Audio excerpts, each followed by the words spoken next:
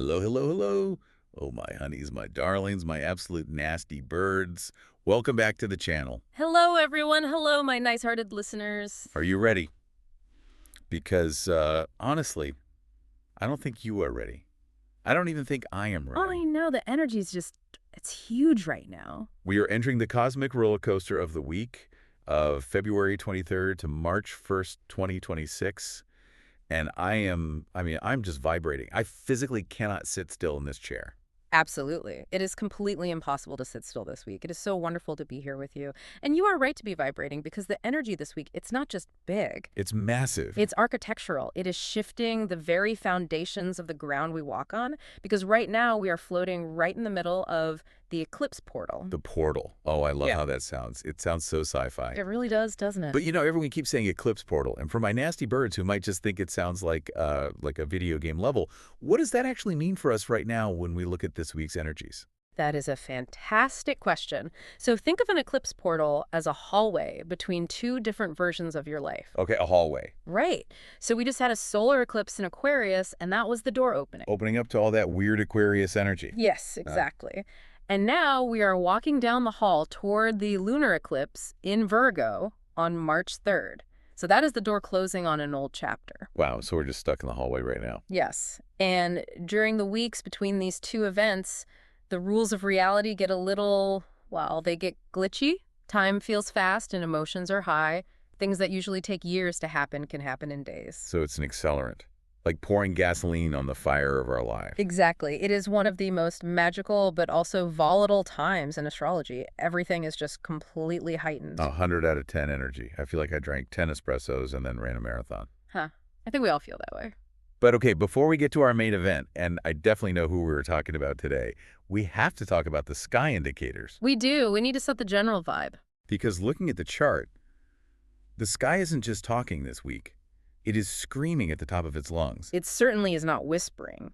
We have two major headlines that are coloring the atmosphere for everyone. First, the Trister, Oh, that little rascal. our dear friend Mercury. I knew he was up to something. He is always causing trouble. He is turning retrograde on Thursday, February 26th. But here is the nuance, and this is really important. He's doing it in Pisces. Okay, but why does the sign matter? I mean, retrograde is retrograde, right? Things break, trains stop, emails get lost. Well, not exactly. If Mercury were in Gemini, it would be mostly about data errors. But Mercury in Pisces retrograde is about emotional fog. Ooh, emotional fog. I don't like the sound of that. Think about it. Pisces is the ocean. So when the planet of logic swims in the ocean of emotion, logic drowns. Oh, wow, logic literally drowns. Expect confusion, yes, but deep intuitive confusion. Your brain won't work, but your gut will be screaming. Well, logic is overrated anyway. We love the gut feeling. We do, but it makes communication very muddy. Right.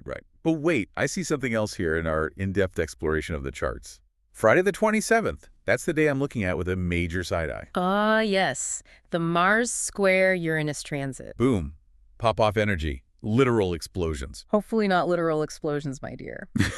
But we need to define square for our nice-hearted listeners. Yes, please do. In astrology, a square is a 90-degree angle. It creates friction, tension, it demands action.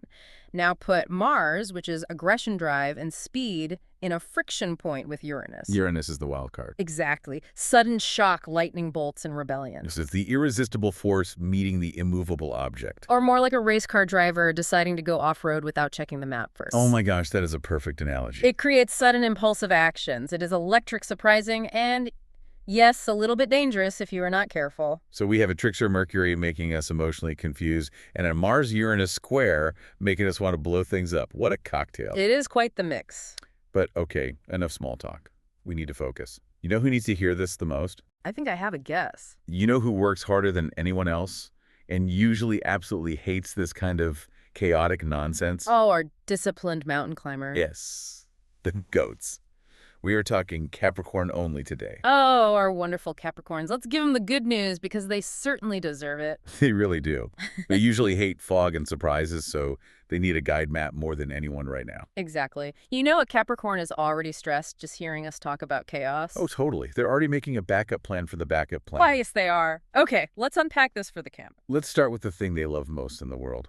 I mean, they love love, sure, but they really love success, resources, The bag. Absolutely. And looking at the chart specifically, that recent solar eclipse in Aquarius we just passed it lit up their second house. The money house. Yeah. But let's dig deeper. Is this just like finding a $20 bill in your winter coat? No, no. Think much bigger. The second house is your earned income, your values, and your self-worth. Okay, big money. Because this was a solar eclipse, which is a massive new moon, it initiated a 6-month cycle of new beginnings in how Capricorns make money. Okay, so new income streams. That is literally music to a Capricorn's ears. But you mentioned Aquarius. That's the weirdo of the Zodiac, right? The innovator. Precisely. Oh. Aquarius rules the future, technology, the collective. Okay. So for Capricorn, this isn't about working harder at the traditional office job. It isn't about staying late at the desk. It is about modernizing. Modernizing. So not just adding a row to the spreadsheet, but totally rewriting the code. Yes. Think AI, think investing in tech, think doing something online or digital. Wow. It is about using future money to build your resources. If you are a Capricorn sticking to old school analog methods, you are leaving money on the table this week. You have to embrace the new method. Oh, I love that. Future money. It sounds so shiny. It is very shiny. But we have to be honest with our nasty birds. It's not all checks in the mail, is it? We have that Mars-Uranus square on Friday. We do. And this is where we have to be very careful. High reward, high volatility. Ooh, volatility. That square is creating tension between their creative risks and their stable income. So the spreadsheet might explode. Let's just say sudden expenses.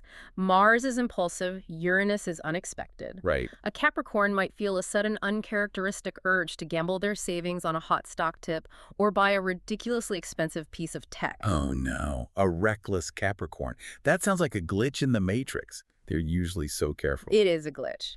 And that is the danger. Or it could be external. A bill comes out of nowhere. The car breaks down. Something requires immediate financial attention. Okay, don't panic, my dears. It just means don't spend it all on a whim this Friday. If you see a shiny new gadget, maybe wait a week. Put the credit card in the freezer. Exactly. Don't force the machine. Mars in the mix means we might feel a sudden urge to fix a problem by throwing money at it. Yes, that's such a Capricorn move too. Just pause, breathe. With Mercury going retrograde, you likely don't have all the facts yet anyway. Oh, right. The retrograde. Let's talk about that, because for Capricorn, this isn't just about money. Where is this tricky Mercury dancing for them? Mercury is turning retrograde in their third house. The third house, that's communication, right? But it's also the neighborhood. Correct. It covers communication, siblings, neighbors, short trips, and early education. It is the house of your immediate environment and how you process data. And with Mercury retrograde there, oh boy. Chaos. Data chaos, absolute static on the line. Can you imagine a Capricorn making a typo? It is their absolute worst nightmare. They pride themselves on competence. They're the ones correcting everyone else's grammar. But this week, emails going to the wrong person. Texts that make no sense. Losing the car keys. Absolutely. But here is the deeper insight for the Capricorn. Tell me. This transit is challenging your need for perfection. You will make a mistake this week. Oh, they hate hearing that. I know, but the lesson isn't try harder to be perfect. The lesson is, how do I handle it when I'm not? Oh, that is good. Vulnerability training for the goats. That is hard work for them. It is soul work. And practically speaking, backing up data is essential right now. With that Mars-Uranus square also affecting their daily routine, and technology computers might glitch, cars might act up. My perfectionist birds, please forgive yourselves this week. If the printer jams, do not kick it. Do not throw the laptop out the window. Absolutely. Please do not throw the electronics. And there's another layer to this third house transit. What's that? It involves siblings and close relatives. Oh, like family drama. Perhaps. The third house is the house of siblings. It seems that siblings or close relatives might become a bit of, well, burden is a strong word, but a responsibility this week. Oh, it's typical. The Capricorn has to save the day again. Oh, my brother needs bail money, or my sister needs me to fix her life. They secretly love it, though. They love being the capable one. They really do. They complain, but they love it. But with the retrograde, old issues with siblings might come back up. Maybe a conversation you thought was finished comes back around. Remember that toy you stole from me in 1995? That kind of vibe. Exactly. But it is a chance to resolve it. Just be patient. Your words might not come out as clearly as you think. Because remember, Mercury is in Pisces. You might be speaking emotion while your sibling is hearing logic, or vice versa. That is a recipe for disaster. Okay, so money, it's exciting, but volatile. Communication is a mess. But tell me about the juicy stuff. Tell me about love. Ah, love. Well, despite all the chaos, Saturday offers a beautiful little window. We have a Mercury-Venus conjunction. Mercury and Venus kissing in the sky. Isn't it great? Well, wait, if Mercury is retrograde, is it a bad kiss? Is it a messy kiss? Not at all. Think of it this way. Venus is the planet of love, harmony, and values. Mercury is the messenger. Right. When they join forces, Venus acts like a soothing balm on Mercury's confusion. So if I screamed at my partner on Friday because of the Mars-Uranus tension, Saturday is the day to fix it. It is the perfect time for reconciliation, for sweet words. Because Mercury is retrograde, this energy is reflective. It's not about new love declarations. It's about reminding your partner why you love them. It is about revisiting the sweetness. even a Capricorn could be romantic if they schedule it into their calendar. Saturday, 2 p.m., be romantic. Insert sweet comment here. It is funny because it is true. Yeah. But really looking at the seventh house of partnerships for Capricorn partners are actually looked at as being very supportive right now. Oh, that's wonderful. Despite the tension in the air, there is a lot of luck in relationships this week. Your partner might be the steady rock you usually are. That is such good news. So lean on your person, Capricorns. Let them hold the mountain for a minute. You don't always have to carry the sky. Unless you are single, in which case maybe text a X. It is Mercury retrograde after all. Well, with Mercury retrograde in the house of communication, hearing from the past is very likely. Just remember, my dears, X's are usually X's for a reason. But the tea is so hot. Okay, let's zoom out. We talked about the solar eclipse in the money house, but we have a lunar eclipse coming. We do, on March 3rd, but we are feeling the buildup right now. Yeah. It is in Virgo, which for Capricorn falls in their 9th house. The 9th house, the house of the big picture. Philosophy, travel. Exactly. The 9th house is where we make sense of the world. It's higher education, foreign travel, and spirituality. Now, a lunar eclipse is a culmination. It's a full stop. So finishing a degree? Or maybe publishing something? Yes, or finishing a cycle of teaching or learning. It is a moment of wisdom. I love that. This isn't about learning a new fact. It's about changing your entire worldview. A belief system you have held for years might suddenly feel small. You might realize you have outgrown it. Growing out of your old shell, that is big energy. But I must warn our adventurous honeys, 9th house also rules long-distance travel. It does, and with Mercury retrograde. My adventurous honeys, if you travel this week, check the itinerary 3 times. At least 3 times. And check your gate number, and maybe your passport expiration date. Yes. The 9th house wants to expand, but the retrograde wants to delay. Exactly. And don't just go to party, right? Right. I heard something about mindful travel in the sources. Yes, that energy supports travel for healing.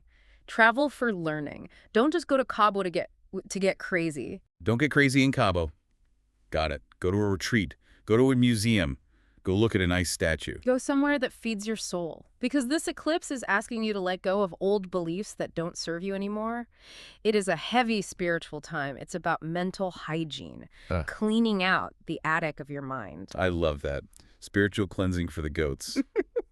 But okay, I have to lower my voice now. Come closer. Oh, what is it? Why are we whispering? Here's where it gets really interesting. The surprise element. Yes. The Uranus influence. I saw this in the charts and I gasped. Tell him. Well, we talked about Uranus squaring Mars, but Uranus is currently transiting the Capricorn's 5th house. The 5th house, that's fun, romance, and children. It is. It is the house of creation. That means biological children, but also artistic creations. Wow. With this volatile Uranus activation, there is a strong possibility of unexpected news regarding these topics. That's children. It could be a surprise pregnancy. It could be unexpected news from your existing children. Maybe they suddenly decide to drop out of school or win a massive award. It's unpredictable. Or if not kids. The birth of a massive creative project. The 5th house is where we express our joy. Exactly. It is the birth of something. A surprise for a Capricorn. They hate surprises. They hate them. They want the 5-year plan. They want the Gantt chart. And the universe is like, here is a baby. Or here is a masterpiece you didn't plan on painting. Huh. It really might make them smile, though. Once the shock wears off. This Mars-Uranus energy is shocking, but its purpose is to break stagnant patterns. If you have been stuck creatively or stuck in a routine with your kids, boom, something happens to shake it up. So don't resist the shakeup. Do not resist. Ride the wave. The friction is where the heat comes from, and heat creates change. Okay, so let's recap this wild week for our listeners. We have money coming in through new tech, but trying to fly out just as fast through impulse buys. Right. We have typos and confusing text challenging our perfectionism. Uh-huh. We have sweet romantic reconnections on Saturday. Yes, we do. We have spiritual travel issues and surprise babies or art projects. That sums it up quite nicely. It is a lot to handle. It is a lot. But you know what? Our Capricorns are tough. They're the mountain climbers of the Zodiac. They are solid. And my nice-hearted listeners, if you are a Capricorn, remember this key takeaway. This week is about blending your natural discipline with the joy of the unexpected. Yes. Don't be a grump about the chaos. Don't force the machine to run perfectly. Let it glitch. Let it sparkle. See what new pattern it makes. Sparkly glitches. The universe is trying to upgrade you, specifically your values, your income, and your creativity. You cannot upgrade software without restarting the computer. Upgrade. We love an upgrade. Laugh at the chaos. Yeah. Your success is inevitable, you solid mountain goats. Just maybe don't sign any major contracts on Friday. Please, no major contracts on Friday. Wait for the dust to settle. Exactly.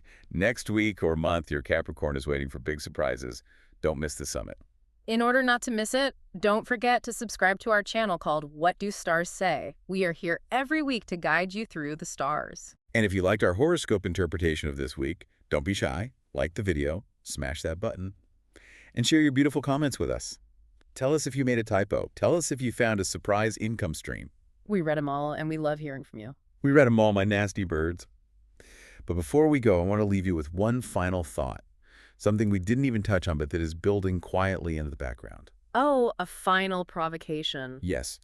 Think about this, Capricorns. You are so used to climbing the mountain, you define yourself by the climb.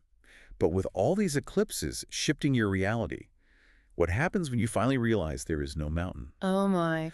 What if the mountain was just an illusion, and all that's actually left is for you to realize you can fly? Think about that as you navigate the chaos this week. That is a beautiful thought to end on. Sending you plenty of positive energy. See you next time. Right.